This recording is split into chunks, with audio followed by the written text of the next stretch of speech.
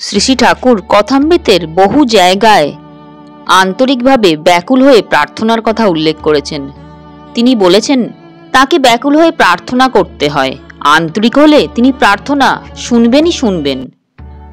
ভগবান যে ভক্ত বাঞ্ছা কল্পতরু, ভক্তের আন্তরিক ব্যাকুল প্রার্থনা তিনি কিভাবে শোনেন এবং কিভাবে প্রায় অসম্ভবকে সম্ভব করে ভক্তের মনোবাঞ্ছা পূর্ণ করেন, তারই একটি সত্য ঘটনা এই বিশেষ পর্বে উপস্থাপিত করছি। 2020 সালে করোনা অতিমারির সময় ঘটে যাওয়া এই সত্য ঘটনাটি এই চ্যানেলেরই একজন সাবস্ক্রাইবার দর্শক বন্ধু spiritualbriefings@gmail.com-এ ইমেল করে জানিয়েছেন। বর্তমানে কলেজ পড়ুয়া তৃতীয় বর্ষের ছাত্র, উত্তরবঙ্গ নিবাসী এই দর্শক বন্ধুটি যেহেতু প্রকৃত নাম পরিচয় গোপন রাখতে অনুরোধ করেছেন, তাই উপস্থাপনার স্বার্থে এনার নাম দিলাম মৃদুল, মায়ের ছেলে মৃদুল। কারণ ঘটনার কেন্দ্রস্থলে রয়েছেন তাঁর সাধের মা।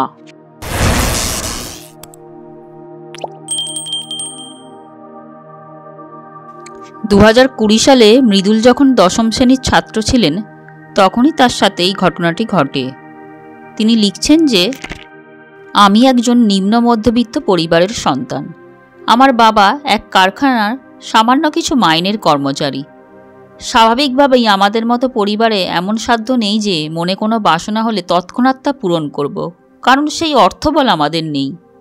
ছোট থেকেই আমি মা কালী, ঠাকুর রামকৃষ্ণ এবং মা শারদার অনুরাগী এবং শ্রী শ্রী ঠাকুরকেই মনে প্রাণে আমার গুরু বলে মানি। যদিও এখনও আমার মন্ত্রদীক্ষা নেওয়ার সৌভাগ্য হয়নি, তথাপি ঠাকুরকেই আমি গুরু মানি ও তার অমৃতবাণী মেনে চলার চেষ্টা করি। আমার পরিবার কোনোভাবেই আধ্যাত্মিকতার সাথে যুক্ত নয়, কিংবা ঠাকুর এবং শ্রীশ্রীমায়ের অনুগামীও নয়। তথাপি ছোট থেকেই আমি ঠাকুর আর শ্রীশ্রীমা শারদার অনুরাগী এবং ঠাকুর ও মাকে একদম ছোটবেলা থেকেই আমার ভীষণ আপন, ভীষণ নিজের বলে মনে হয়। তাই আজ অবধি যতটুকু ঠাকুর এবং শ্রীশ্রীমাকে চিনেছি সবই তাদের কৃপাতে। ছেলেবেলা থেকে বড় স্বাদ ছিল আমাদের বাড়িতেও মা কালীর পুজো হোক, কিন্তু অর্থবল না থাকার দরুন সেটি কোনোভাবেই সম্ভব ছিল না এবং আমার ঠাকুমা মা কালীকে বড় ভয় পান। সেই জন্য আমার ঠাকুমা কখনো মা কালীর মূর্তি পূজার অনুমতি দিতেন না আমাদের বাড়িতে। অথচ ছেলেবেলা থেকে আমি মা কালীর অনুরাগী, কিন্তু বড়দের কথা উপেক্ষা করার সাধ্য আমার নেই।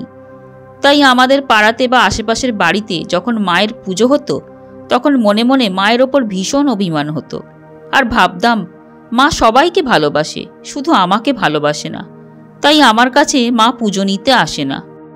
যাই হোক, এই দুঃখ মনে নিয়ে আমি ক্লাস 10-এ উঠলাম। এবার আমি একটা ফন্দি আঁটলাম যে বাবার কাছে মায়ের মূর্তি এনে দেওয়ার আবদার করব।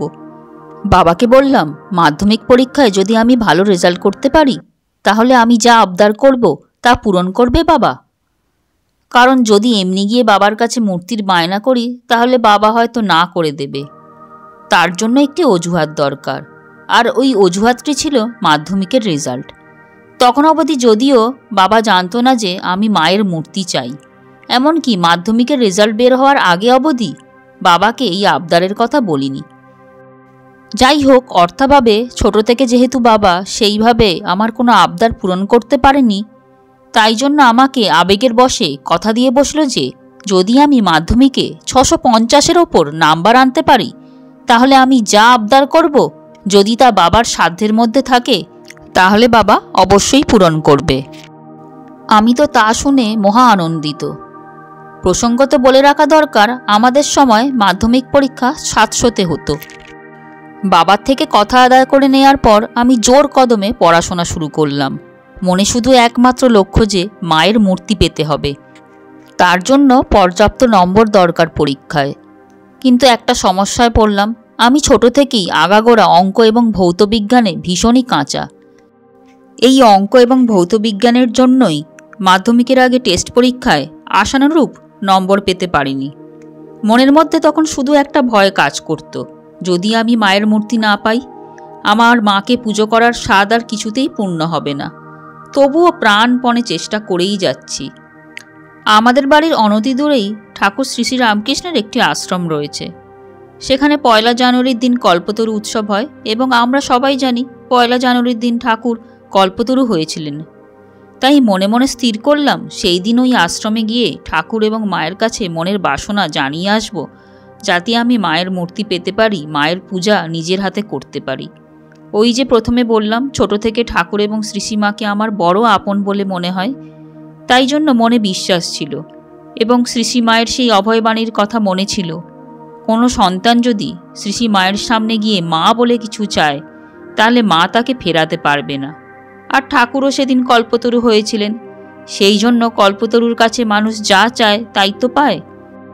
সেই বিশ্বাস নিয়ে 2020 সালের 1 জানুয়ারি আশ্রমে গিয়ে প্রাণপণে মা আর ঠাকুরের কাছে প্রার্থনা করে আসলাম, যাতে পরীক্ষায় আমাকে 650-এর ওপর নাম্বার পাইয়ে দেয়, কারণ এই নাম্বারই একমাত্র আমাকে মায়ের মূর্তি এনে দিতে পারে। এরপর যথারীতি পরীক্ষার দিন আসলো। আমাদের সময় ফেব্রুয়ারি মাসে পরীক্ষা হয়েছিল এবং আমাদের পরীক্ষার শেষ হওয়ার ঠিক 1 মাস পরে করোনা মহামারীর জন্য লকডাউন শুরু হয়ে গিয়েছিল। কিন্তু পরীক্ষা আমার আশানুরূপ হয়নি, কারণ আমাদের সময় বিজ্ঞানের প্রশ্নপত্র ভীষণই কঠিন এসেছিল। একে তো আমি অঙ্ক বিজ্ঞানে কাঁচা, তারপর আমাদের শিক্ষকরা পর্যন্ত বলেছিলেন যে বিজ্ঞানের প্রশ্ন কঠিন এসেছে। পরীক্ষা দিয়ে হিসাব কষে দেখলাম ভৌত বিজ্ঞানে টেনে টুনে কষ্টে হয়তো 40 নাম্বার উঠবে, আর বিজ্ঞানে 40 নাম্বার পাওয়া মানে সর্বমোট 700-র মধ্যে 60 নম্বর আমার এদিকেই চলে গেল। তার মানে এখানেই আমার টোটাল নম্বর এসে দাঁড়ালো 640। আর তারপর বাকি আরও পরীক্ষায় নাম্বার তো কাটবেই কিছু না কিছু, অর্থাৎ আমার 650 পাওয়ার আশা একেবারে শেষ। আর 650 না পেলে আমার মনের স্বাদও মিটবে না মাকে পুজো করার, কারণ বাবা বলেই দিয়েছিল 650 না পেলে আমার আবদার পূরণ করবে না। যথারীতি পরীক্ষা দিয়ে এসে মন একদম বিষণ্ণ, এমনকি পরীক্ষা দিয়ে এসে কেঁদেছিলাম এই ভেবে যে আমার আর মাকে নিজের হাতে পুজো করার স্বাদ বুঝি পূরণ হলো না। এরপর মার্চ মাস থেকে করোনা শুরু হলো, এই জন্য রেজাল্টের তারিখ পিছিয়ে গিয়ে 3 মাসের জায়গায় 5 মাস পর জুলাই মাসে রেজাল্ট বের হলো। এর মাঝের সময়টা দিনরাত শুধু ঠাকুরের কাছে একই প্রার্থনা করেছি, যাতে মাকে নিজের হাতে পুজো করার স্বাদ মেটে। যথারীতি রেজাল্ট বের হলো। আশ্চর্যজনকভাবে দেখা গেল আমি 700-র মধ্যে 652 নম্বর পেয়েছি। বিশেষ করে বলা প্রয়োজন, ভৌতবিজ্ঞান পরীক্ষায় যেখানে আমার হিসেব অনুযায়ী 40 পাওয়ার কথা সেখানে আমি 90 পেয়েছি, এবং বাকি বিষয়গুলোতেও 9-এর ঘরে নাম্বার পেয়ে সর্বমোট নাম্বার পেয়েছি 652। এখানে একটি কথা বলে রাখা প্রয়োজন যে হয়তো এখানে অনেকে ধারণা করতে পারে যে করোনার জন্য বেশি বেশি নম্বর দিয়েছে বা ভুলভাবে খাতা চেক করেছে, কিন্তু তা নয়। কারণ আমার বাকি সহপাঠীরা এবং বন্ধুরা যেমন যেমন নম্বর আশা করেছিল তারা তেমনই নম্বর পেয়েছে, বেশি বা কম পায়নি কেউই। যাই হোক, রেজাল্ট দেখে আমার চোখে আনন্দের জল, এই ভেবে যে এতদিনে মাকে নিজে হাতে পুজো করার স্বাদ মিটবে। এরপর এতদিনে বাবাকে আমার আবদারের কথা জানালাম যে আমাকে একটা মায়ের পাথরের মূর্তি এনে দাও, যাতে মাকে কোনোদিন বিসর্জন দিতে না হয় আর মা সবসময় আমার কাছে থাকবে। বাবা মা কালীর মূর্তিতে রাজি হলেন না, যেহেতু ঠাকমার অমত ছিল। তখন আমি বললাম, বেশ তো, মাকে কালী রূপে পূজা না করতে পারি তো কি হয়েছে, মায়ের তো আর রূপের অন্ত নাই। আমাকে মা বিপত্তারিণী চণ্ডীর মূর্তি এনে দাও, আমি ওই রূপেই মার পুজো করব। এতে বাবা রাজি হলো, কিন্তু অর্থ একটা বড় বাধা হয়ে দাঁড়ালো, কারণ পাথরের মূর্তির অনেক দাম, আর সেই মহামারীর সময় অত দাম দিয়ে আমার আবদার পূরণ করার মতো বাবার সামর্থ্য ছিল না। কারণ একে তো করোনার জন্য বাবা যে কারখানায় কাজ করত তা বন্ধ হবার জোগাড়, 3 বেলা খাবার জোটার চিন্তা, তার উপর ছেলের আবদার রক্ষা। বাবা তখন আমাকে বলল যে তুই মাটির মূর্তিতে পূজা কর, প্রতি বছর নতুন মূর্তি এনে দেব। কিন্তু আমি মাটির মূর্তিতে মার পূজা করতে নারাজ, কারণ মাকে আমি বিসর্জন দিতে পারবো না, আর মাটির মূর্তি আনলে তো বিসর্জন দিতেই হবে। কিন্তু বাবার অবস্থাও বুঝতে পারছিলাম যে বাবা কতটা অসহায় অনুভব করছে যে সন্তানের আবদার রাখতে পারছে না। তাই মনে মনে কষ্ট পেলেও আমি হাসি মুখে বাবাকে বলেছিলাম, থাক বাবা, মার হয়তো ইচ্ছা নেই যে আমার কাছে আসার, তাই দরকার নেই আমার পাথরের প্রতিমার। তখন মনে অনেক কষ্ট নিয়ে কেঁদে কেঁদে মা ঠাকুরকে বলেছিলাম যে যদি মনের স্বাদ নাই মেটাতে পারো তাহলে মাধ্যমিকে অত নাম্বার পাওয়ালে কেন, ওই নম্বর দিয়ে আমি কি করব। এরপর মাসের পর মাস গেল, কিন্তু মা এলো না আমার কাছে। একা একা মন খারাপ করে বসে থাকতাম ঘরে।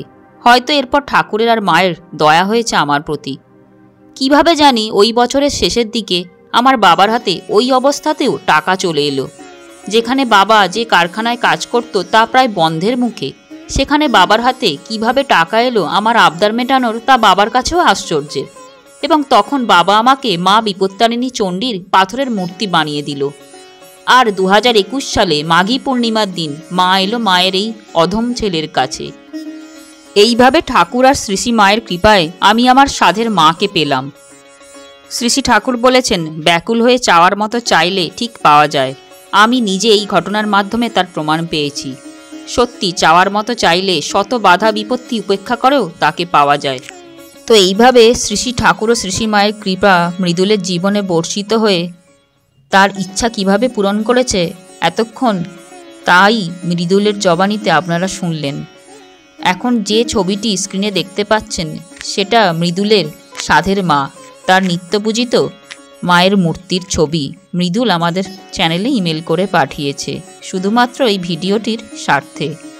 অবশ্যই মৃদুলের পূর্বজীবনে অনেক শুভ সংস্কার ছিল, তার জন্যই মৃদুল এই তরুণ বয়সে ল্যাপটপ, গাড়ি, মোবাইল ইত্যাদি না চেয়ে মায়ের পাথরের মূর্তি চাইল এবং তার জন্য পরীক্ষায় ভালো ফল করার জন্য কতই না তপস্যা করল। দিব্য ত্রয়ীর কাছে মৃদুলের সর্বাঙ্গীন মঙ্গল কামনা করে আজকের পর্বটি বন্ধুরা এখানেই শেষ করছি। আপনাদেরও এরকম শ্রী ঠাকুর ও মায়ের কৃপা পাওয়ার কোনো সত্য ঘটনা জানা থাকলে আমাদের চ্যানেলে ইমেল করে পাঠাতে পারেন। সবাই ভালো থাকবেন ও ভিডিওটি ভালো লাগলে অনেক অনেক লাইক, শেয়ার ও কমেন্টস করে আমাদের পাশে থাকবেন। জয় ঠাকুর, জয় মা, জয় স্বামীজি।